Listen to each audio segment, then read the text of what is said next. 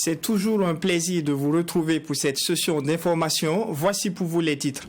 Assemblée générale sectorielle du ministère de l'administration territoriale, de la décentralisation et de la sécurité.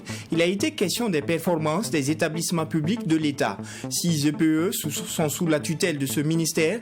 2 d'entre eux n'ont pas été évalués, dont la police nationale et l'académie de police. La tendance générale dans quelques instants. Et puis, parlons crise alimentaire au Burkina Faso. Plus de 3 millions de personnes auront besoin d'aide alimentaire d'ici août 2022, dans exactement 2 mois. Déjà, entre mars et mai 2022, 2 millions de personnes étaient dans une situation précaire, selon les chiffres du ministère en charge de l'agriculture, et un plan de réponse a été élaboré. Il coûtera un peu plus de 237 milliards de francs CFA. Et enfin, 3e édition de la Journée mondiale des micro, petites et moyennes entreprises. Elle se tient du 27 au 1er juillet dans la capitale burkinabé. 52 artisans dans 13 régions du Burkina Faso prennent part à cette édition. Nous reviendrons sur son déroulé et la cérémonie d'ouverture de ce rendez-vous dans un instant. Voici pour le sommaire de ce journal de 13 heures et bienvenue à cette session d'information. Avant le développement des titres, cette brève, dans un arrêté signé du 22 juin 2022 du ministère en charge du développement industriel, de l'administration territoriale, celui des transports et de l'économie et des finances, il est suspendu l'importation, la commercialisation et la distribution à titre gratuit des motocycles Aloba et celles de même type pour une durée de 6 mois renouvelable. Le communiqué ajoute que les commerçants ayant déjà des stocks de ces motocycles visés ou des commandes en cours disposent de 30 jours francs à compter de la date de signature de l'arrêté pour les déclarer auprès du ministère en charge du développement industriel, du commerce, de l'artisanat et des petites et moyennes entreprises ou de ses démembrements.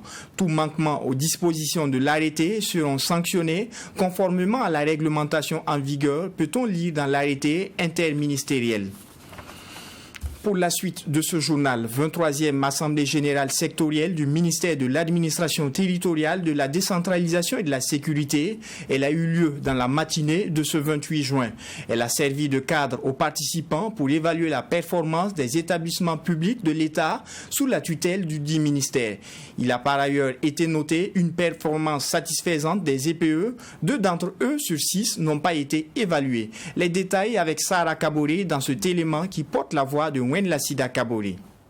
C'est une assemblée générale sectorielle qui a permis de faire le point de la mise en œuvre des recommandations de la 22e assemblée et procéder à l'évaluation de la performance des 6 établissements publics de l'État sous la tutelle du ministère de l'administration territoriale, de la décentralisation et de la sécurité. Une évaluation globalement satisfaisante selon le directeur général de l'Office national de l'identification, Sietiefi Dabiré. Sur les 6 EPE sous tutelle du MATDS, l'ONI et l'ONASIM ont acquis d'excellentes performances avec 90 points sur 100.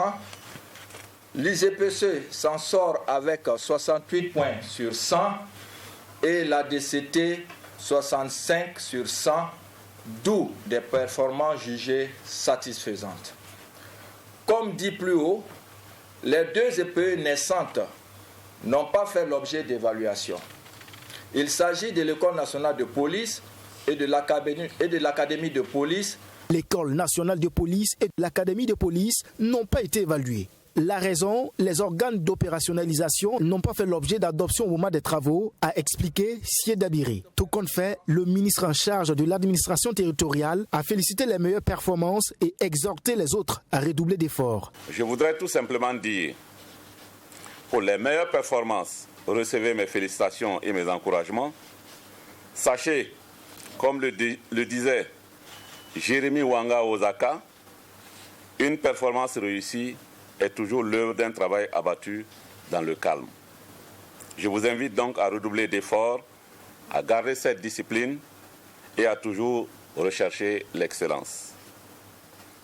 Quant aux performances jugées satisfaisantes, nous sommes collégialement responsables, insuffisantes plutôt, Nous sommes collégialement responsables et avons le devoir de rechercher l'excellence. Cette rencontre se tient sous le thème « L'enjeu de la performance des EPE du ministère en charge de l'administration territoriale face à la crise sécuritaire et humanitaire, défis et perspectives ». Les recommandations issues des échanges vont permettre de booster significativement la performance des EPE, a ajouté le ministre Omer Bationo. Environ 3,5 millions de personnes auront besoin d'assistance alimentaire d'ici à août 2022. Le ministère de l'Agriculture et des Ressources animales et halieutiques, en collaboration avec ses partenaires techniques et financiers, a animé une conférence de presse hier mardi 28 juin pour parler de la gestion de la situation alimentaire au pays des hommes intègres. Un plan de réponse a été élaboré. Il coûtera un peu plus de 237 milliards de francs CFA. Alexis Wenkouni, Belem Naba. Avec une baisse de 10% de production agricole par rapport à la campagne agricole 2021-2022 et une moyenne de 2,61% par rapport aux 5 dernières années, le Burkina Faso vit une crise alimentaire. Des statistiques qui font ressortir également que 52% des ménages agricoles burkinabés ont des difficultés pour couvrir leurs besoins céréaliers sur la base de leur production. C'est ce qui ressort de cette conférence de presse initiée par le ministère en charge de l'agriculture en collaboration avec son partenaire financier. Selon le comité technique du Conseil national de sécurité alimentaire, 15 provinces font face à un déficit fourrager et 9 à un déficit très prononcé. On enregistre en effet une augmentation de 10% du nombre d'enfants âgés de 6 à 59 mois qui pourraient souffrir de malnutrition aiguë et une montée des cas de malnutrition aiguë sévère de plus de 18% par rapport à l'année dernière.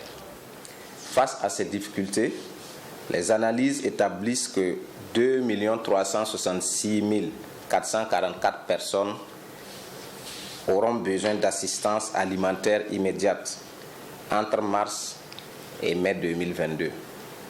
Et cette situation pourrait malheureusement se dégrader sur la période de juin à août pour toucher 3 453 000 personnes. Face à cette situation alimentaire et nutritionnelle délétère, l'État burkinabé et ses partenaires ont élaboré un plan de réponse. Plus de 237 milliards de francs CFA seront mobilisés à cet effet. Les réponses concernent l'assistance alimentaire aux personnes vulnérables, y compris les personnes déplacées internes et les ménages hôtes, la remise de numéraires dans le cadre du Cash for Work ou du cash inconditionnel, et le soutien à la production agricole et animale, la prévention et la prise en charge des enfants de moins de 5 ans malnutris, mais aussi des femmes enceintes et des femmes allaitantes malnutries. Dans le cadre du mécanisme de subvention des intrants et équipements agricoles, 5 000 tonnes de semences améliorées et 30 000 tonnes d'engrais seront fournies aux producteurs. En ce qui concerne la production animale, 8 000 tonnes d'aliments de bétail et 2 400 tonnes d'aliments de volaille seront mises à la disposition des producteurs. Plus de 10 000 vaches seront inséminées selon le ministère en charge de l'agriculture. Ouagadougou abrite du 27 juin au 1er juillet 2022 la Journée mondiale des micro, petites et moyennes entreprises. Cette 3e édition est axée sur la contribution des PME au secteur de l'artisanat à la promotion des économies locales. Présidée par le ministre en charge du développement industriel, du commerce et de l'artisanat, cette cérémonie a connu la participation de 52 artisans venus des 13 régions du Burkina Faso. Mamidriana Kamabou. Elles sont à l'honneur depuis ce 27 juin 2022. Les micro, petites et moyennes entreprises commémorent leur journée mondiale. Un secteur qui représente environ 90% du tissu économique du Burkina Faso. La célébration de cette 3e édition porte sur l'artisanat. Il offre, selon leur ministre de tutelle, des opportunités en termes d'emploi et de création de richesses, contribuant ainsi à renforcer le PIB, produit intérieur brut. L'artisanat occupe plus de 2 millions de personnes et son développement contribuera sans nul doute à impacter le niveau de vie des populations à la base pour une croissance économique locale progressive. avec 40 corps de métiers répartis dans 240 métiers dans l'espace UEMOA, l'artisanat burkinabé est un puissant vecteur de réduction du chômage des jeunes pour des moyens moins conséquents à améliorer. Cette journée se veut un cadre de réflexion sur les défis auxquels sont confrontées des micro, petites et moyennes entreprises. Reconnu comme un pilier du développement économique du Burkina Faso, ce secteur, malgré les efforts consentis, reste confronté à de nombreux défis ces dernières années. Il s'agit notamment de l'accès au financement, l'accès au matériel et équipements, ainsi qu'à la formation. Pour donc y remédier, la responsable des micro, petites et moyennes entreprises des 13 régions du Burkina Faso a soumis des doléances aux autorités présentes à cette cérémonie. Multiplier les centres de formation au métier de l'artisanat dans les 13 régions. Mettre en place des fonds de garantie dédiés aux acteurs du secteur de l'artisanat en région. Hausser le plafond de crédit accordé aux micro, petites et moyennes entreprises du secteur informel. Renforcer les capacités des entrepreneurs, surtout en matière d'innovation, de réseautage, en marketing et technique de vente commerciale. Des doléances qui ont reçu l'attention du chef du gouvernement qui, par ailleurs, a promis de soutenir ce secteur. Un secteur qui contribue à la formation du PIB à hauteur de 35%. Il faut également dire qu'au niveau du gouvernement, nous envisageons soutenir fortement ce secteur de l'artisanat. D'abord en renforçant les programmes existants, parce que vous savez qu'il y a plusieurs projets d'appui au secteur de l'artisanat, mais également nous allons initier très bientôt des projets dans le sens du renforcement des capacités des acteurs de l'artisanat, mais également dans le sens du financement des acteurs de l'artisanat. Au cours de cette cérémonie, les personnalités qui ont œuvré dans le domaine de l'artisanat et des PME ont été récompensées par des trophées d'honneur. Parmi elles figure le chef du gouvernement, Albert Ouedraogo. La transition actuelle dispose-t-elle d'un budget? Eh bien, la question fait débat et a fait l'objet de publications de spécialistes en la matière. Pour Drissa Ouattara, chargé des programmes au Centre d'information, de formation et d'études sur le budget SIFOEB, la transition a bel et bien un budget. Seulement, ce budget est exécuté dans un processus appelé mouvement de crédit. Que faut-il comprendre par cela? Que comporte-t-il comme avantages ou limites? Des éléments de réponse dans ce reportage signé Michael Tougri. Le gouvernement de la transition dispose-t-il d'un budget? Oui, répond Drissa Ouattara, chargé de programme au Centre d'information, de formation et d'études sur le budget SIFOEB. Depuis l'avènement de la transition et la composition du gouvernement, dont certains ministères ont été fusionnés et au regard des priorités des nouvelles autorités, selon Drissa Ouattara, il faut opérer un réajustement. Dans ce cas de transition au Burkina Faso, la gestion du budget est opérée par un mouvement de crédit, ce qui permet un fonctionnement des départements ministériel, explique Drissa Ouattara. Pour le ministère en charge de l'environnement où il y a eu fusion avec le ministère de l'eau, par exemple, je caricature comme ça un peu. Donc les programmes budgétaires qui étaient au ministère de l'eau vont bouger de l'ancien ministère de l'eau pour aller se retrouver dans le nouveau ministère qui est plus élargi. C'est pas ces mouvements de crédit-là qu'on arrive à gérer ou à prendre en charge la question de fusion ou scission des ministères, mais il y a aussi des mouvements de crédit à l'intérieur des programmes. S'il y a réajustement du budget pour définir et prendre en compte l'urgence du moment, il devrait être nécessaire de conduire devant le Parlement une loi de finances rectificative. Pas obligatoire, explique le chargé de programme du SIFOEB. Le gouvernement peut continuer d'exécuter le budget par des mouvements de crédit à condition de respecter les principes à la matière. Le mécanisme de mouvement de crédit permet d'ajuster pour que le budget soit en cohérence avec le nouveau contexte. Mais comme on le dit, ça doit rester dans une certaine proportion. Le changement de régime politique n'est pas forcément une conjoncture économique et il s'agit justement d'ajuster les dépenses pour prendre en compte la nouvelle configuration du gouvernement, et s'il se trouve effectivement que ces dépenses sont dans des proportions au-delà de 10% par exemple de modification, peut-être que cela va conduire à une loi de finances rectificative. Il n'y a pas de modification de montant ou de dépenses totales ou de recettes totales, parce que bon. Pour Idrissa Ouattara, exécuter le budget de l'État par des mouvements de crédit comporte évidemment des limites. Pour un citoyen, il est donc difficile de comprendre ce processus dans ce type de procédure contrairement à une loi de finances qui est plus élaborée. Le citoyen ou lorsque les autres acteurs qui ne sont pas directement impliqués dans la gestion budgétaire n'arrivent pas à avoir une certaine lisibilité, quand même ça fait piétiner quand même ou ça diminue quand même la qualité de gouvernance en dehors de ceux-là qui seront intéressés à chercher les informations sur ces ajustements. Vous n'avez pas la possibilité de les lire dans un document unique, alors que la loi de finances rectificative donnait déjà cette possibilité où on peut avoir une idée précise de l'ensemble de ces ajustements. Il faut noter que le budget de l'État, exercice 2022, est évalué à plus de 2349,1 milliards de francs CFA. Idrissa Ouattara d'expliquer que si les ajustements du budget excèdent les normes requises, le gouvernement devra déposer sur la table du Parlement une loi de finances rectificative en vue de régulariser l'ensemble des opérations antérieures. Le chef de l'État, Paul-Henri Sandaogo Damiba, a présidé le 20 juin dernier une session du Conseil supérieur de défense nationale. À l'issue de la dite session, il a décidé de la création d'une brigade de veille de défense patriotique et des 2 zones d'intérêt militaire à l'Est et au Sahel, afin d'intensifier la lutte contre le terrorisme au Burkina Faso. C'est une idée louable dans la lutte contre le terrorisme, selon le mouvement de la résistance populaire MRP. Annie Gladisda et Wenlasida Kabore pour le reportage.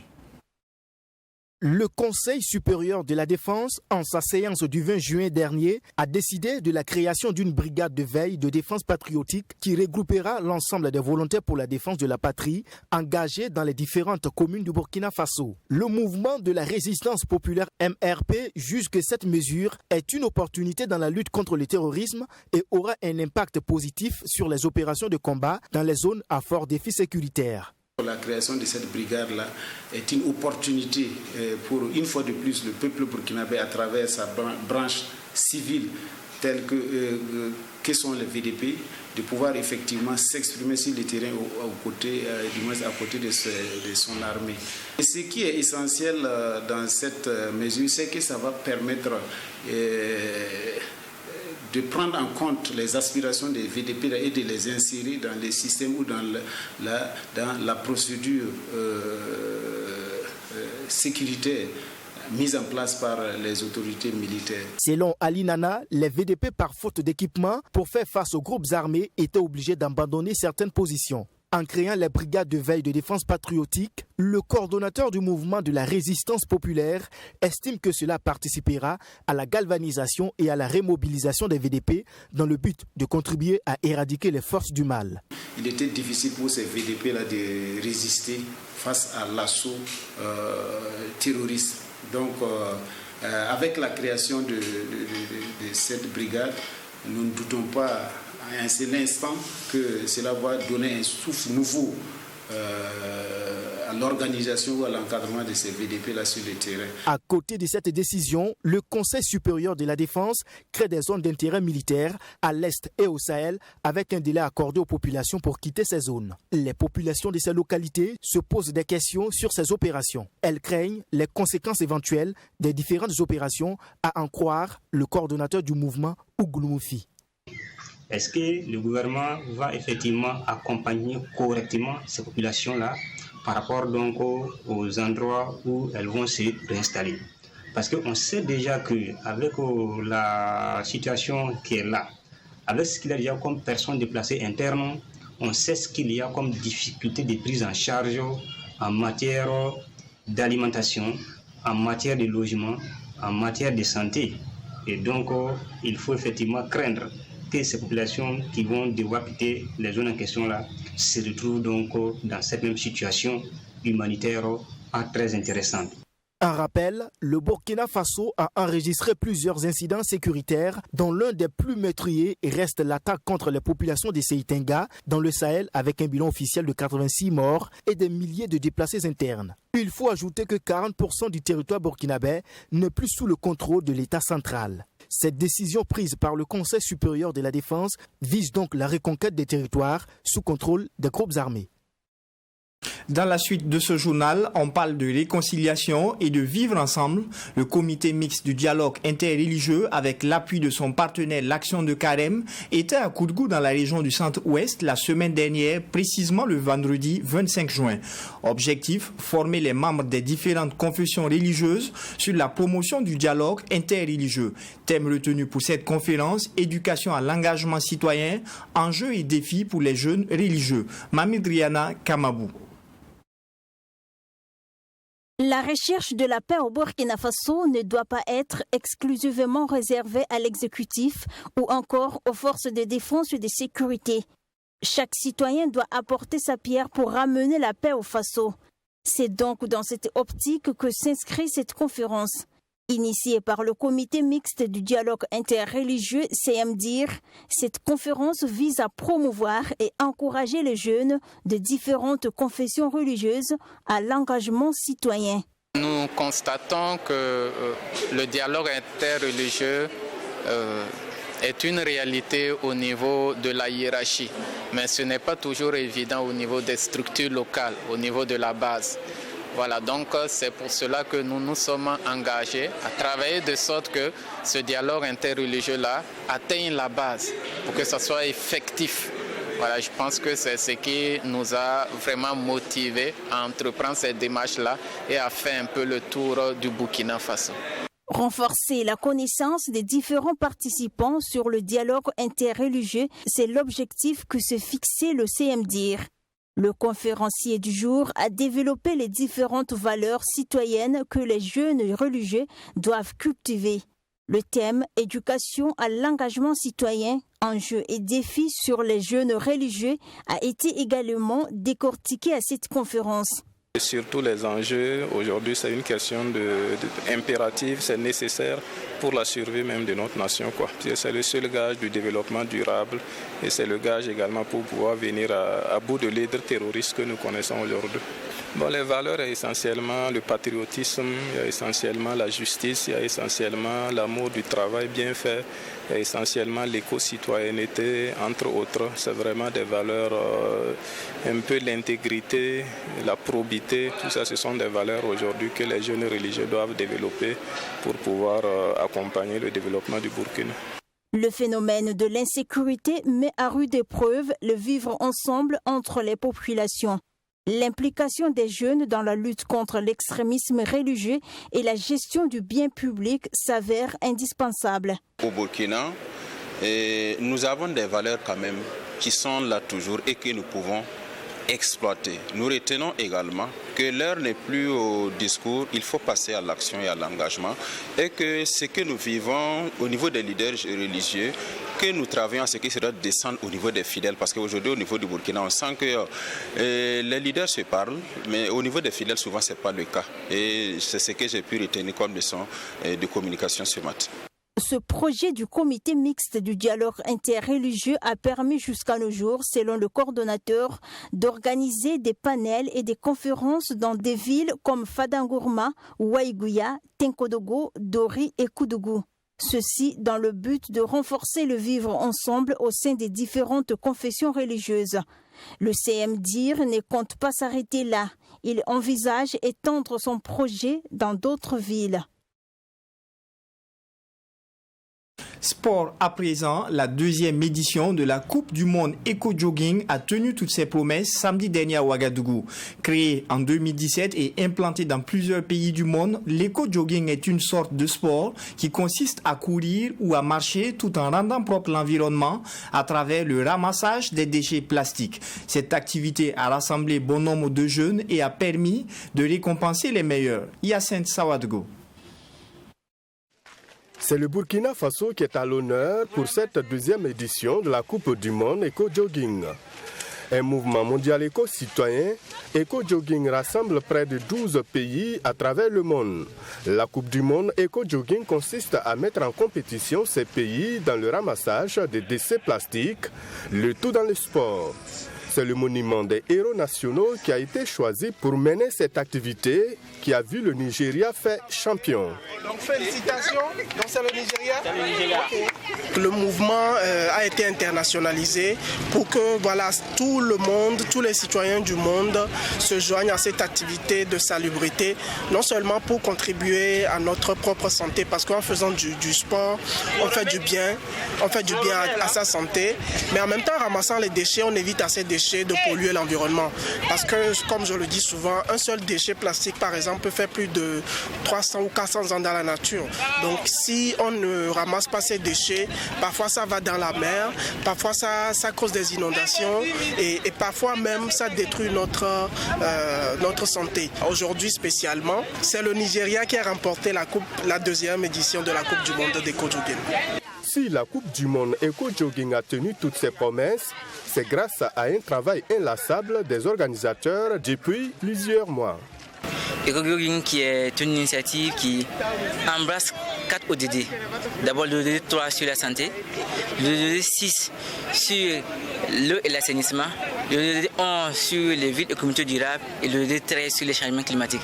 Donc cette activité qui est noble et salutaire, qui apporte un bien-être et à la personne et à la communauté et à l'environnement, est vraiment salutaire et a été accueillie à bras ouverts par le Burkina Faso. Et nous avons une équipe qui a travaillé depuis plusieurs mois pour pouvoir mettre sur pied cette activité aujourd'hui qui nous réunit ici. Fini donc la deuxième édition, les yeux sont déjà tournés vers la Guinée-Conakry qui accueille la troisième édition. Rappelons que c'est le Nigeria qui est champion cette année et remporte les trophées. Cette deuxième édition a permis également de distinguer le Burkina Faso et la Côte d'Ivoire pour leur don de soi dans la salubrité.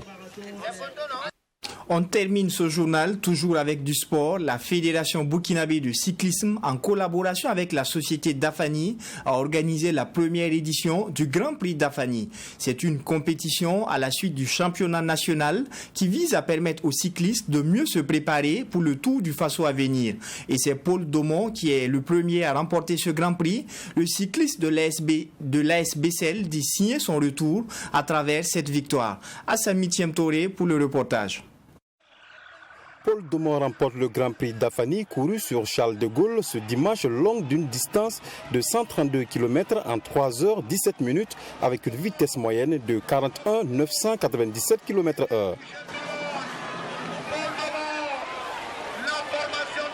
Pour cette première édition, 87 coureurs issus de 28 clubs ont pris le départ pour cette distance de 132 km à parcourir, soit 30 tours du circuit de 4 km 400. À 5 tours déjà, Monéa Bachirou passe en tête. Au 10e tour, soit au km 40, le peloton est groupé avec Bourema Nana de l'AJCK en tête. Il dirige la course et passe la main à son coéquipier Aruna Ilboudo. Ce dernier débourse beaucoup d'énergie et crée un écart de 35 secondes avec le reste du peloton à 5 tours du sprint final. Malheureusement, il n'aura pas assez de jus pour garder cet écart. Le peloton se regroupe et à l'arrivée finale, Paul Domon, silencieux depuis le début, en sprint dévance tout le monde sur la ligne. Il signe ici son retour après son absence lors du championnat national par cette victoire. Bon, la SBCL, on mise vraiment beaucoup sur le sprint. Voilà, donc avec mes coéquipiers, on a décidé vraiment de laisser partir une échappée pour essayer vraiment de contrôler. Parce que si vous avez remarqué toute la course, les échappés ont tenté de partir, mais c'était très, très compliqué. Les gens étaient très en forme, donc l'échappée avait du mal à se dégager. Donc quand on a vu que l'occasion qu'un seul coureur arrive à s'isoler, c'est beaucoup plus facile que de maîtriser 10 coureurs. Donc bon, on a essayé de jouer un peu avec ça pour temporiser un peu le peloton, pour limiter les attaques, pour que ce soit vraiment le plus frais possible pour le sprint. Et on peut dire que les choses sont rentrées dans l'ordre. Aujourd'hui, on peut dire bon, c'est la victoire de la réconciliation. Même si on a eu des désaccords, on a fini par trouver la raison chacun des deux parties. Et voilà, la fête peut recommencer et je suis content entre guillemets de revenir sur une victoire. Pour une première, les organisateurs se disent satisfaits du déroulement de la course dans son ensemble. On a vraiment eu une très très belle compétition. En tout cas, toutes les équipes ont mouillé les maillots. Et vraiment le meilleur a gagné. Et je pense que c'est une première. Et je pense que Dafani, en tout cas, avec ce Grand Prix Dafani, dont on a la première édition, on va en tout cas travailler à pérenniser en tout cas l'activité du moment où la petite reine aujourd'hui a très peu de compétition sur le plan national. C'est bien vrai qu'aujourd'hui, je peux dire que c'est les entraîneurs qui ont fait le travail, qui ont pédalé le vélo. Vous avez vu la façon que ça a commencé et la façon que c'est terminé. Donc moi personnellement, en tant que président de la fédération, je suis entièrement satisfait. Et 41, 400 et quelques, c'est pas mal aussi. La deuxième place à l'arrivée est occupée par Bachirou Nikiema de l'USFA, suivi de Koné du RCK. Rendez-vous est pris pour dimanche prochain pour vivre encore au rythme de la petite reine. Ici s'achève cette session d'information de la mi-journée. Nadine Zongo vous retrouve ce soir pour le journal de 20h. Merci à vous qui l'avez suivi et restez fidèles au programme de True TV, la télé interactive.